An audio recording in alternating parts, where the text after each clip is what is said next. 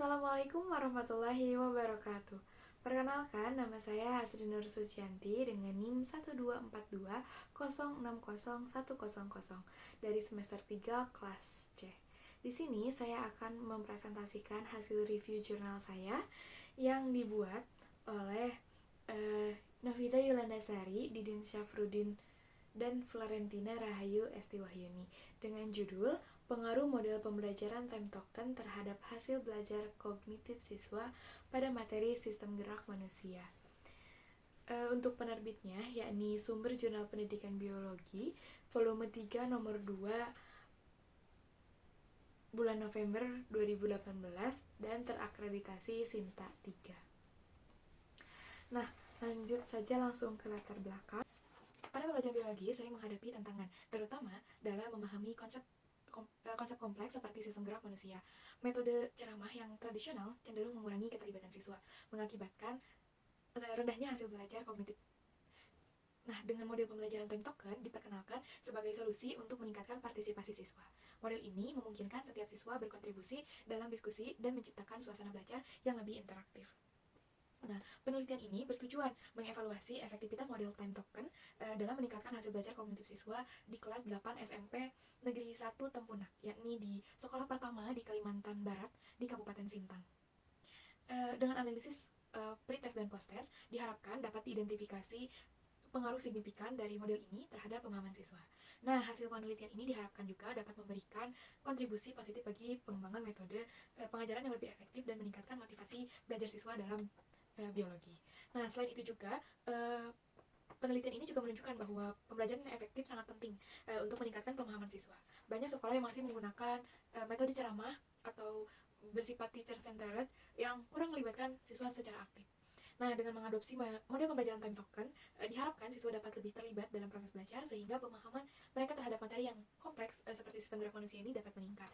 Dan dengan sistem time token di materi-materi yang lainnya juga dapat diterapkan gitu.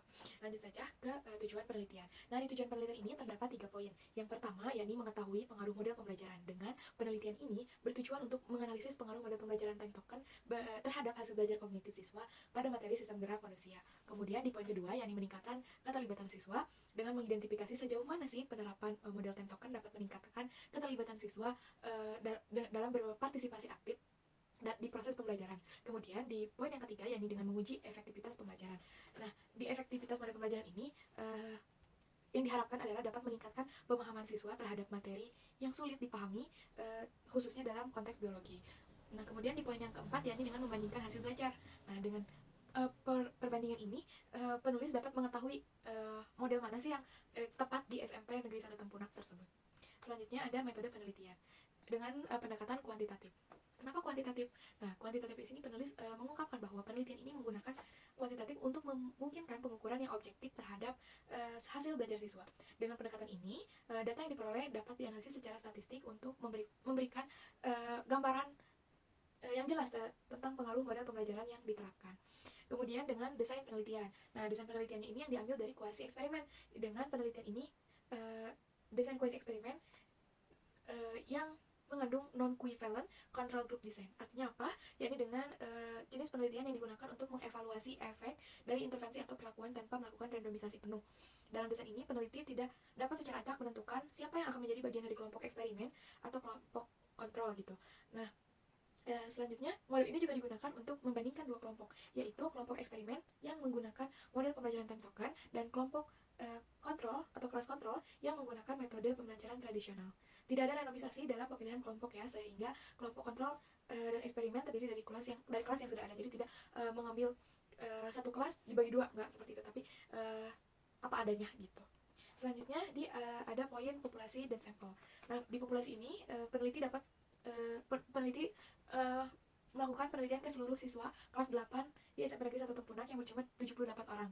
Nah, dengan sampelnya yakni yang pertama kelas 8C sebagai kelompok atau kelas eksperimen yang terdiri dari 26 siswa dan menerapkan model time token. Sedangkan di kelas 8B itu kelas kontrol, di mana terdapat 26 siswa juga yang menggunakan pembelajaran tradisional atau seperti yang gunakan sebelumnya gitu. Nah, dengan pemilihan sampel ini dilakukan dengan teknik cluster sampling yang menggunakan metode pengambilan sampel berdasarkan kelompok atau kelas untuk memastikan representativitas dalam penelitian. Selanjutnya ada instrumen penelitian, di mana instrumen penelitian ini terdapat 3 poin. Yang pertama ada poin alat pengumpul data. Nah, alat pengumpul data ini dilakukan tes pilihan ganda sebanyak 25 soal.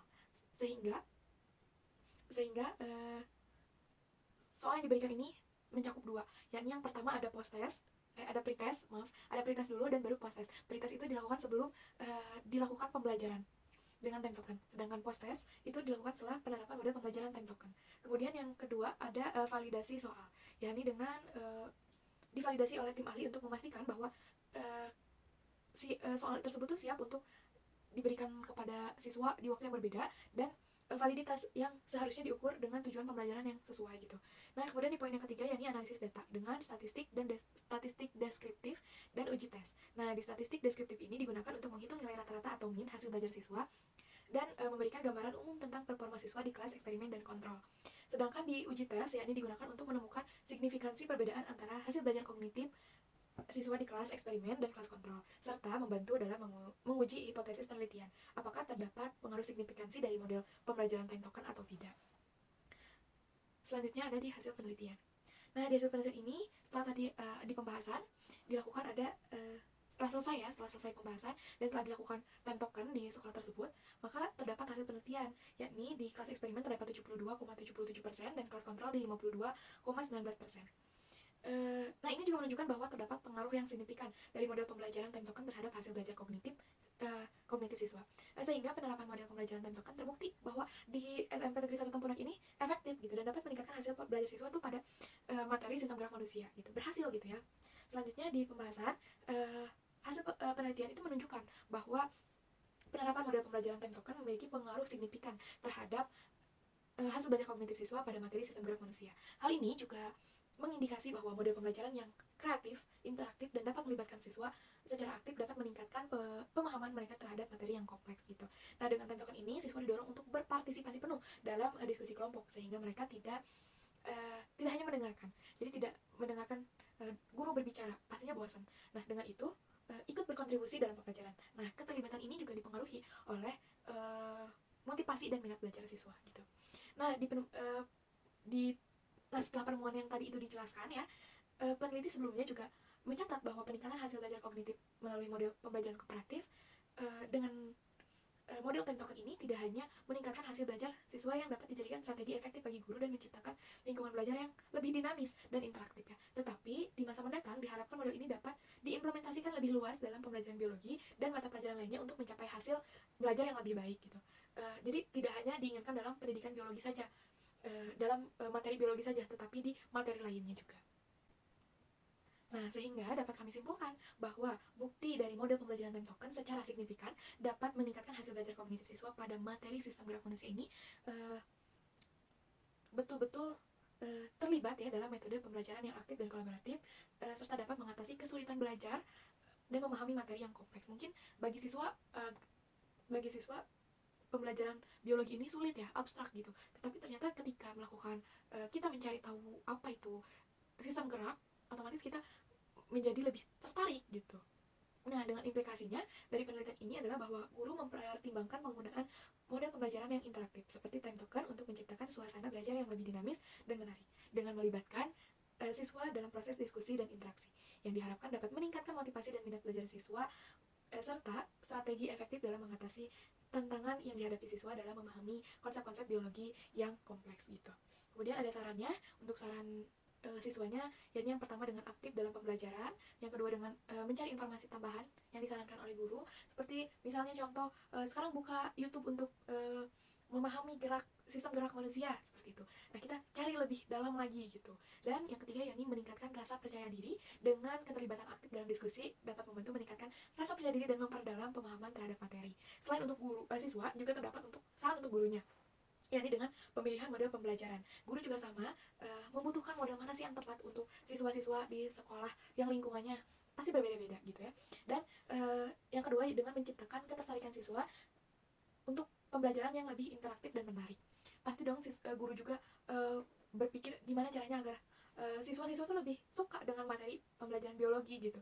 Dengan cara apa sih mereka suka, dengan kita harus berbuat apa gitu. Dan juga inovasi dalam pembelajaran yang harus terus diberikan kepada siswa di setiap pengajaran. Agar apa? Agar siswa itu terdorong lebih, oh iya ya ternyata seperti itu gitu. Dengan kita memberikan inovasi, murid aja jadi lebih tahu gitu. Kemudian ada referensi dan terima kasih. Terima kasih udah menonton video ini.